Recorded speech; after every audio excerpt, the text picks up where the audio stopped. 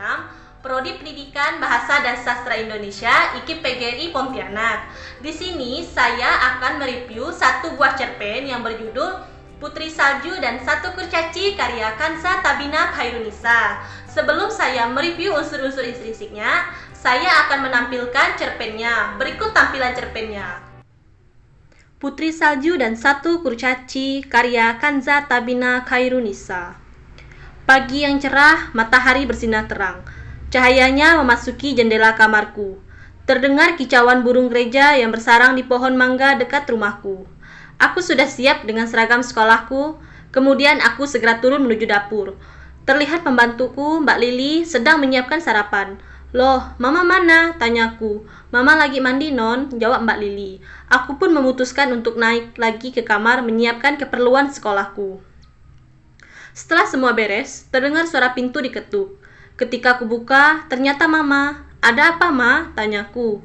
"Besok Mbak Lili yang menjemput Lira ke sekolah ya. Nanti kalian berdua naik angkot, karena Mama ada arisan," kata Mama sambil mengedipkan sebelah mata. Mulutku menganga. Aku masih belum percaya kalau besok akan dijemput oleh Mbak Lili. Bagaimana kalau aku diejek, pikirku. Tapi Mama menggelengkan kepalanya. "Tidak ada kata untuk menolak dan Lira tidak boleh pulang sendiri," kata Mama, sedikit tegas. Aku menghela napas. Mbak Lili sudah bekerja di rumah ini sejak 5 bulan yang lalu.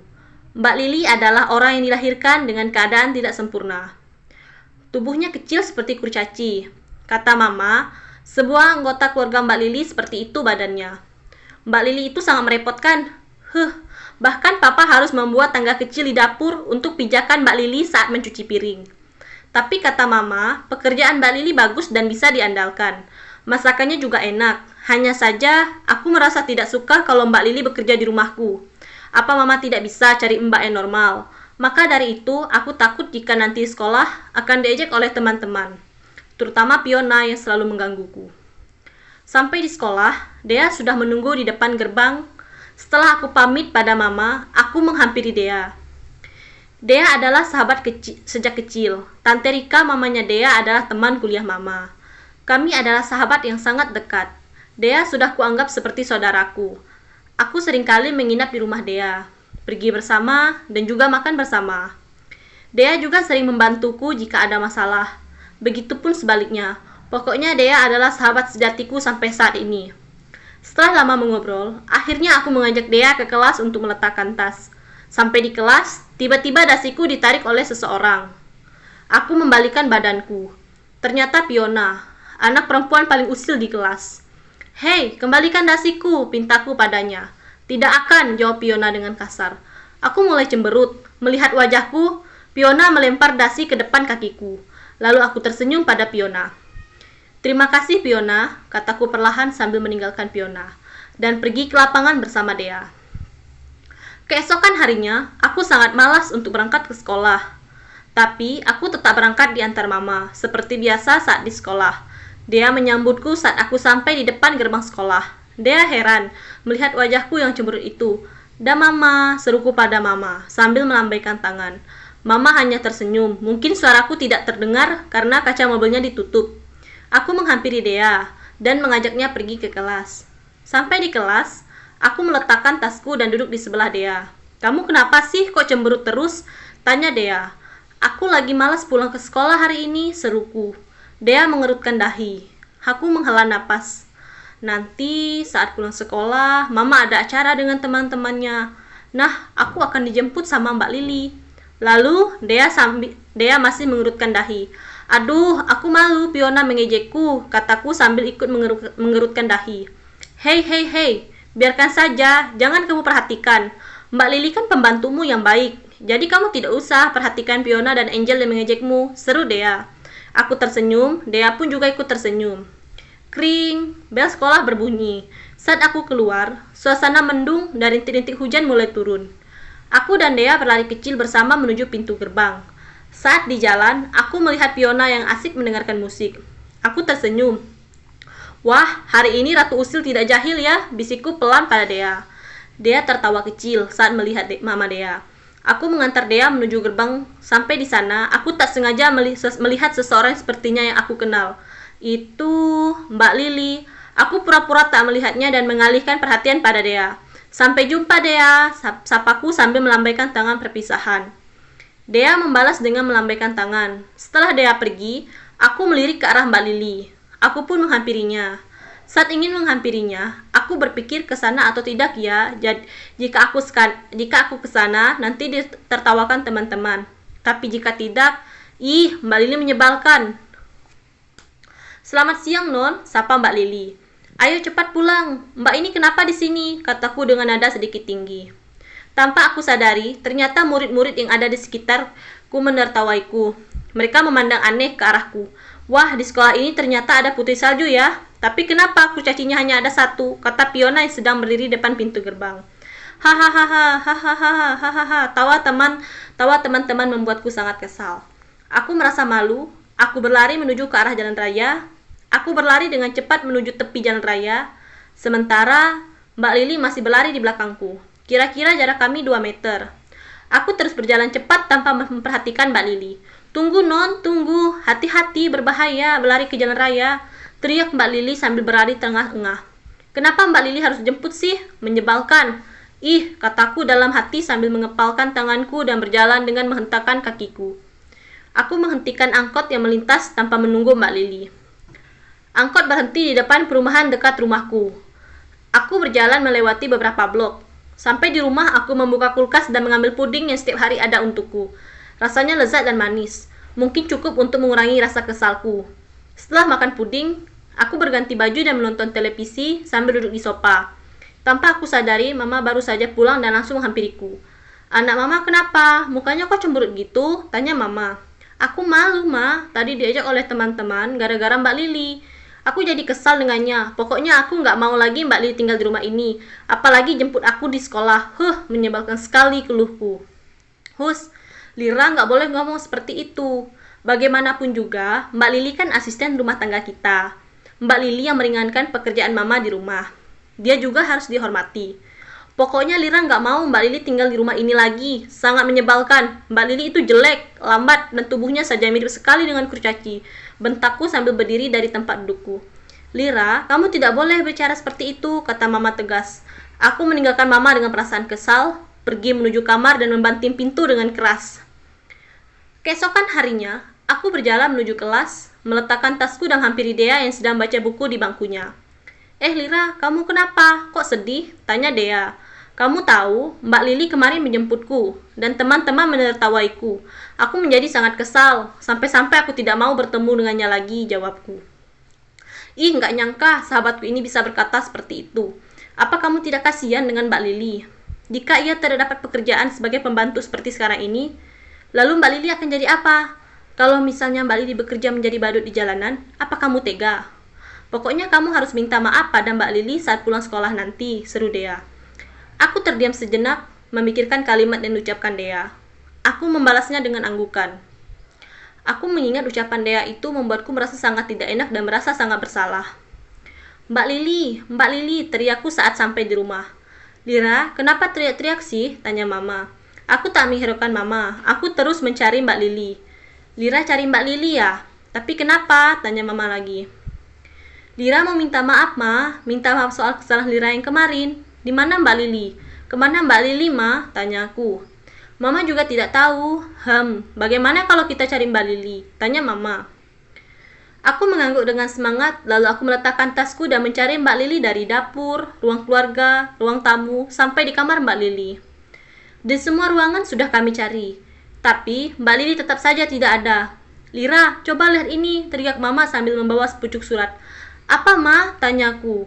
Mama menemukan ini di meja rias Mama. Ada surat dari Mbak Lili, jelas Mama. Isi surat itu, mohon maaf Bu, saya mengundurkan diri dari pekerjaan saya di rumah ini. Karena sepertinya Non Lira tidak suka saya bekerja di sini. Maka sebaiknya saya mencari pekerjaan lain saja. Salam Mbak Lili.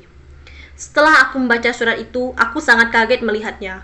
Aku langsung menuju ruang keluarga dan menelpon Dea. Assalamualaikum, apa Dea ada? Tanyaku. Waalaikumsalam, ini Dea. Ada apa ya? Tanya Dea. Ini Lira. Maaf Dea, aku terlambat. Mbak Lili sudah pergi. Apa yang harus aku lakukan? Aku takut Mbak Lili menjadi penari badut seperti yang kau ceritakan, keluhku. Ih, kamu sih, makanya kamu tidak boleh begitu lagi dengan Mbak Lili. Ya sudah, besok akan kubantu. Dah, sampai jumpa, seru Dea. Iya, sampai jumpa, seruku. Keesokan harinya, aku sudah bertemu dengan Dea dan menceritakan semuanya saat istirahat. Kalau begitu, kamu makan ini dulu saja. Pudingku nanti kita bicarakan lagi, tawar Dea. Aku mengambil satu potong puding di kotak makan Dea. Saat aku melahap satu gigitan, aku merasa ada yang sama dengan puding yang selama ini aku makan. Ini seperti puding yang selama ini aku makan deh, kataku. Benarkah? Kalau begitu, kamu datang ke rumahku untuk mengetahui pembuatnya, seru Dea. Aku mengangguk. Saat pulang sekolah, aku mampir ke rumah Dea dulu untuk mengetahui siapa pembuat puding yang Dea bawa tadi. Aku pergi bersama Mama, dan tak lama kemudian kami sampai di rumah Dea. Assalamualaikum Dea, teriakku. Waalaikumsalam. Ada Lira, masuk, kata Dea. Aku dan Mama mengangguk, lalu segera masuk ke dalam. Tante Rika datang membawa 4 gelas teh hangat. Jadi kamu mau tahu siapa pembuat puding tadi? Tanya Dea. Aku mengangguk semangat. Dea tersenyum. Silahkan kemari Koki, teriak Tante Rika. Aku sangat terkejut melihat kokinya adalah Mbak Lili yang selama ini aku cari kemana-mana. Tapi mengapa Mbak Lili ada di sini? Loh, kok Mbak Lili ada di sini? Tanyaku. Mama tersenyum lalu menceritakan semuanya apa yang selama ini mereka berempat bersama Mbak Lili rahasiakan. Sebenarnya, Mbak Lili, Tante Rika, Dea dan Mama bekerja sama untuk mengubah sikapku agar tidak berperilaku buruk kepada Mbak Lili lagi. Jadi, sekarang katanya kamu mau minta maaf pada Mbak Lili soal perbuatanmu yang dulu, kata Mama. Aku mengangguk, lalu berdiri dan berjalan menuju Mbak Lili. Kemudian aku memeluk Mbak Lili. Mbak Lili, maafkan aku. Selama ini aku sudah berperilaku buruk terhadap Mbak Lili. Maukah Mbak Lili memaafkanku? Tanyaku. Saya sudah maafkan Non Lira, tapi apakah tidak apa-apa jika Non Lira dipanggil Putri Salju, kata Mbak Lili. Sangat tidak apa-apa. Aku adalah Putri Salju dan aku punya satu kurcaci yang pandai membuat puding, jelasku sambil memeluk erat Mbak Lili. Aku melepaskan pelukanku dan tersenyum pada Mbak Lili. Mbak Lili juga membalas senyumanku. Nanti Mbak Lili pulang lagi kan, Ma? Tanyaku. Mama tersenyum dan mengangguk, lalu terdengar suara-suara aneh yang berasal dari perut Dea. Bisa kita makan sekarang? Tanya Dea. Semuanya tertawa melihat perilaku Dea. Akhirnya kita makan puding buatan milik Mbak Lili bersama. Selanjutnya, kita langsung mereview saja unsur intrinsik yang terdapat dalam cerpen Putri Salju dan Satu Kurcaci karya Kanza Tabina Khairunisa. Yang pertama, unsur intrinsiknya ada tema. Tema dalam cerpen ini yaitu menghargai tanpa melihat fisik. Yang kedua, tokoh dan penokohan. Tokoh dan penokohan ini yang pertama ada Lira. Lira merupakan tokoh utama dalam cerita yang mempunyai sifat tidak bisa menghargai seseorang yang mempunyai kekurangan fisik. Dalam cerpen tersebut, ia malu untuk mengakui keberadaan sosok Mbak Lili yang mempunyai kekurangan fisik layaknya seorang kurcaci. Yang selanjutnya ada Mama Lira.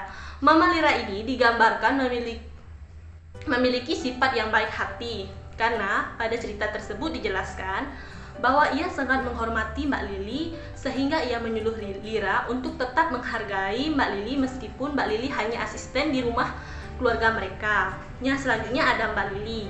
Mbak Lili ini sendiri adalah seorang asisten rumah tangga yang bekerja pada keluarga Lira, dan ia di sini memiliki kekurangan fisik sehingga ia memiliki tubuh layaknya seorang kurcaci.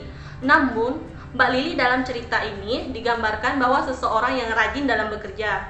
Terlihat dalam salah satu kutipan cerpen yang sudah kita baca tadi, yaitu kata Mama, pekerjaan Mbak Lili bagus dan bisa diandalkan, masakannya juga enak. Yang selanjutnya ada Dea. Dea ini digambarkan merupakan sahabat dari Lira yang memiliki sifat baik hati dan selalu membantu Lira ketika Lira mempunyai masalah. Dea jugalah salah satu di antara yang lainnya yang membantu Lira untuk bisa berlaku sopan kepada Mbak Lili serta menyadarkan Lira betapa baiknya Mbak Lili kepada Lira. Karena terlihat dalam kutipan cerpen yang sudah kita baca tadi, yaitu salah satunya seperti ini. Aku mengingat ucapan Dea, itu membuatku merasa sangat tidak enak dan merasa sangat bersalah. Sehingga dalam kutipan tersebut jelas bahwa dari ucapan Dea betapa bersalahnya Lira pada Mbak Lili karena sudah tidak menghargainya. Yang selanjutnya ada Tante Rika. Tante Rika ini sendiri adalah mamanya dari Dea, dan Tante Rika ini adalah teman kuliahnya mamanya si Lira. Dalam cerpen tersebut, Tante Rika dalam cerpen ini digambarkan mempunyai sosok yang baik hati, karena dalam cerpen tersebut Tante Rika jugalah yang membantu Dea untuk menyadarkan Lira untuk menerima Mbak Lili di dalam keluarga mereka tanpa melihat kekurangan fisik yang dimiliki oleh Mbak Lili. Yang selanjutnya, yang terakhir ada Fiona. Fiona ini dalam cerita ini mempunyai watak yang usil kepada Lira, dan Fiona lah yang membuat Lira malu karena kekurangan fisik yang dimiliki Mbak Lili, sehingga membuat Lira sangat kesal kepada Mbak Lili dalam cerita cerpen tersebut. Yang selanjutnya, unsur intrinsiknya yang selanjutnya ada alur. Alur dalam cerpen ini menggunakan alur maju, karena di dalam cerpen tersebut mempunyai kutipan besok dan keesokan harinya. Yang selanjutnya ada latar. Dalam cerpen ini mempunyai latar tempat, waktu, dan suasana. Yang pertama latar tempat. Latar tempat ini yang pertama ada di rumah Lira. Dalam kutipan cerpen yang sudah kita baca tadi, kita menemukan, aku pun memutuskan untuk naik lagi ke kamar menyiapkan keperluan sekolahku. Terlihat dari sini Lira sedang berada di dalam rumah. Yang kedua ada sekolah. Sekolah ini dalam kutipan cerpen yang sudah kita baca, kita menemukan, setelah lama mengobrol, akhirnya aku mengajak Dea ke kelas untuk meletakkan tas. Dalam kutipan ini terlihat juga jelas bahwa tokoh Lira dan Dea sedang berada di sekolah. Yang selanjutnya yang terakhir ada di rumah Dea. Di dalam kutipan tersebut dijelaskan bahwa aku mampir ke rumah Dea untuk mengetahui siapa pembuat puding tadi. Di sini jelas terlihat bahwa rumah Dea juga digunakan sebagai latar tempat dalam cerpen tersebut. Yang selanjutnya dalam cerpen ini mempunyai latar pagi hari dan siang hari. Yang selanjutnya yang terakhir ada suasana. Suasana dalam cerita tersebut pertamanya menyedihkan, karena dalam cerita tersebut Lira tidak ingin melihat sosok Mbak Lili lagi karena Lira malu mempunyai asisten rumah tangga yang mempunyai kekurangan fisik seperti seorang kurcaci. Kemudian akhir dari cerita ini juga sangat mengharukan karena sosok Lira menjadi sadar dan mau menerima Mbak Lili kembali ke rumahnya, serta mau menghormati Mbak Lili yang mempunyai kekurangan fisik seperti seorang layaknya kurcaci. Yang selanjutnya, unsur intrinsik yang ada di dalam cerpen tersebut ada sudut pandang. Sudut pandang dalam cerita tersebut menggunakan sudut pandang orang pertama dan sudut pandang orang ketiga jamak. Dalam cerpen tersebut, sudut pandang orang pertama menggunakan kata ganti aku, kita, dan kami. Sedangkan sudut pandang orang ketiga jamak dalam cerpen tersebut menggunakan kata ganti mereka. Yang terakhir ada amanat. Dalam cerpen Putri Salju dan Satu Kurcaci ada amanat. Amanatnya itu kita harus menghargai dan menghormati seseorang tanpa melihat fisiknya. Baiklah, sekian review saya tentang unsur intrinsik dalam cerpen yang berjudul Putri Salju dan Satu Kurcaci karya Kanza Tabina Khairunisa. Terima kasih semuanya.